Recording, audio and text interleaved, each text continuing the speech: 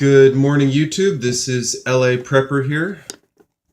And in case you don't know, LA stands for Los Angeles. Maybe I'll start introducing myself as the Los Angeles Prepper. But real quick, just want to give a quick appreciative shout out to Panhandle Prepper. He told his subscribers to check me out, so I really appreciate that. He's got some stuff going on his channel, 176 subscribers, got a bunch of cool videos, and he's doing all sorts of stuff. He's getting out there, he's doing prepping stuff, adventure stuff, he's doing home improvement stuff. He built a really cool walking stick. He's got a family, he's getting his kid involved, so that's really awesome to see, getting young people involved with handling firearms, outdoor preparedness, just outdoor skills in general. So check him out. He's just got a ton of stuff. And, somebody else was watching his video and said, man, you're going to keep me busy, with your channel because, so many ideas of stuff to do. So really appreciate that, Panhandle Prepper. And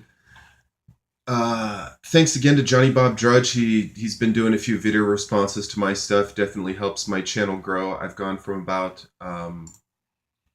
10 subscribers in the past week to like 22 subscribers right now. And to be honest, it's as awesome as it is to have subscribers. If anything, it kind of puts like a little more pressure on me to step up the quality of my videos, because I didn't start this channel to sit in my apartment every day and say, hey, I'm going to talk about this, I'm going to talk about that. That's fine for a little bit, and it's good to start conversations and share your views on stuff, but ultimately I am looking to get out into the field a little bit more. So I'm going to talk today, actually need your help on a decision. So this video is called, what should the next gun that I buy be? Or maybe what should the next couple guns that I buy be? I've got a birthday coming up, got Christmas coming up. Not something I would necessarily ask for someone else to get me, but I might just buy myself some stuff. So if you're haven't checked out all my other channels, I only own one firearm at the moment. It's a Marlin 795, 22 long rifle caliber rifle. Highly recommended. I'm not going to get into a big why I like 22s or why I like the Marlin. If you're looking at a 22 rifle, you're probably going to be looking at things like the Mossberg Plinkster, maybe the Savage, maybe the Marlin, maybe a Ruger 1022. Main reasons I bought the Marlin. First one is that everyone says amazing things about it. Second one is that it's really affordable. Third one, it's American-made rifle. I don't have anything against a German-made rifle, but I do like supporting American companies. Love the last shot hold open. Doesn't have a lot of accessory options, but beyond a scope, a bipod, maybe something to put on the stock to hold a couple mags. I'm not, if it comes between buying a fancy upgrade for my rifle and buying 275 rounds for $20, I'm going to buy 275 more rounds. That's 275 squirrels, rabbits. I haven't gone hunting yet. I don't have my hunting license, but so back to the point of the video. What kind of firearm should I buy next? I'm looking at the wrong thing here. So I have the 22 right now. I do plan on getting a pistol, a 22 pistol next. Maybe not next, but at least in, the next 5 guns that I pick up. As far as the next upgrade in caliber, I understand that 22 is not the best for home defense, and it's also only good sort of for small hunting. You're not going to hunt a deer or predator really with a 22. There's some people shooting coyotes and stuff like that, and even a couple people shooting deers with 22s, but or deer with 22, but I'm not not trying to get too crazy. So the next caliber up I'm looking at is 9 millimeter for a couple reasons. One, it's a really common ammo type. Second is that it's a very affordable ammo type. It is a pistol caliber, so I'm not going to be doing really long range hunting with it, but so there is that. So I think as far as, sort of like my next firearm purchases, I have the 22 rifle. I'm looking at picking up a 22 pistol. I want to get a 9 millimeter pistol. I also want to get a 9 millimeter semi-auto rifle. And just real quick, a couple of the pistol I'm looking at presently, the 22, is a Phoenix Arms 22. It's a pretty affordable little pistol. I'm kind of a budget prepper right now, so I'm looking at some of the more affordable options. You can spend 2, 3, 400, upwards on a 22 pistol. So I'm just kind of looking at the most inexpensive ones. There's been some people saying good things about Phoenix Arms, so I'm inclined to believe them. If you have thoughts on what your favorite 22 semi-auto pistol is, definitely let me know. As far as the 9 millimeter pistol, also a few good options. The High Point makes a very affordable pistol in 9 millimeter for about $200. There are some other options out there. As far as rifles, also looking at the High Point 9 millimeter carbine, which is a really cool rifle in my opinion. Really affordable semi-auto rifle too. A lot of people jump on AR-15s and everyone's, kind of about the AR-15, but they're like $750. So, are they worth it? I don't know. But for $750, I could pick up a High Point 9 millimeter, a 9 millimeter pistol. That's, and even with the DROS fees, I'm still like up around $700 right there. But let's just say I could spend another $50 on ammo. So it's like one rifle and no ammo, or rifle and handgun and a few hundred rounds, or 100 rounds or something. So if you think that my desire to go from 22 to 9 millimeter is foolish, if you think the second caliber that I should own should be 223 or, another caliber, definitely let me know. I'm not looking so much to hunt big game in the near future. I'm not opposed to, trying to tag a deer or something like that, but I've never processed a wild animal. I've never hunted, so that is something on my kind of to-do list, to pick up my hunting license, pick up an adventure pass.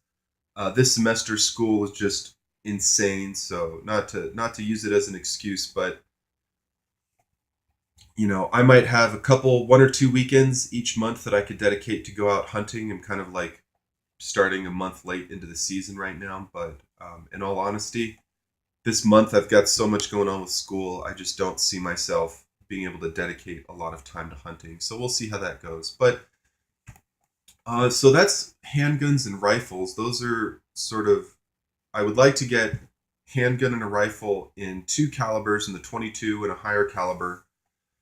And then I think my fifth gun, and some of you might disagree with me on it being the fifth gun versus the second or third gun, and definitely let me know, is of course a shotgun. A 12 gauge, Mossberg, something. A lot of people make shotguns.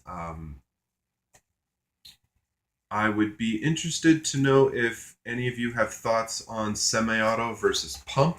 Semi-auto tend to be a little more expensive. I mean, I think there's a Kel-Tec semi-auto for like $700 or something, which is this real slick looking tactical shotgun. I do not need a tactical shotgun. But I'd love to hear your shots on shotguns. The reason that I have mine as fifth and not like the second thing I'm going to buy, even though shotguns are great for home defense, I'm going to be real honest. I don't want to shoot someone with a shotgun.